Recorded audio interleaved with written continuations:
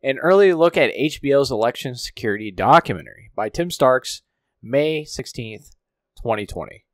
HBO will soon air election security documentary, and we got a sneak peek via screener. The Votaz mobile voting app caught another negative review for its security vulnerabilities, but the company isn't worried. CISA advised on the threat picture and safeguard for VPN security in age of teleworking and COVID-19. Funny that this HBO docuseries on how election security is up in the air came out before the election. It's funny that all these people before the 2020 election were screaming the Russians were interfering with the election. Donald Trump is not a legitimate president because the 2016 election had riddled with fraud, but this one was the most secure election in U.S. history. And what I read before was hilarious. It was like Obama. It all goes back to this. Obama provided the least secure election in U.S. history, while Trump provided the most secure election in history. Here is a promo for that Unlisted HBO docuseries from May 2020. No voting machines are connected to the internet. And therefore cannot be attacked. Oh, it wants to go to internet. Kill the Chain, the cyber war on American elections. Full documentary from DEF CON, HBO, Unlisted. That's odd. It went away right after the election. That's sort of funny.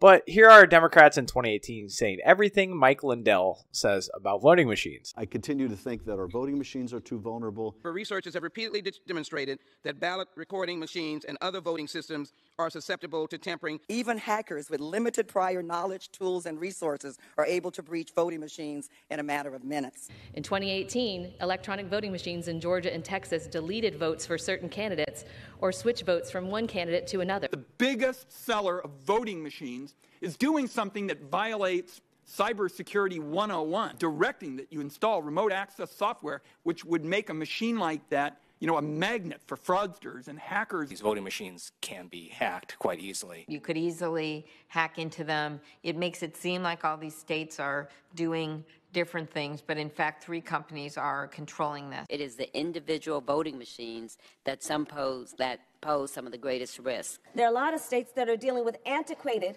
machines, right, which are vulnerable to being hacked. Workers were able to easily hack into an electronic voting machine. It was possible to switch votes. 43% of American voters use voting machines that researchers have found have serious security flaws, including backdoors. We know how vulnerable now our systems were. I know the hackathon that took place last year, where virtually every machine was broken into fairly quickly. I actually held a demonstration for my colleagues here at the Capitol, where we brought in folks who, before our eyes, hacked election machines.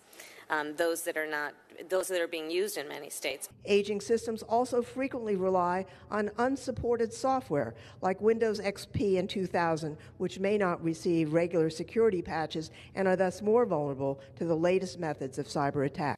In a close presidential election, they just need to hack one swing state, or maybe 1 or 2, or maybe just a few counties in one swing state. I'm very concerned that you could have a hack that finally went through. Well, that's going to be a video, guys. Let me know in the comment section below what you think, and I'll see you guys in the next video. Bye.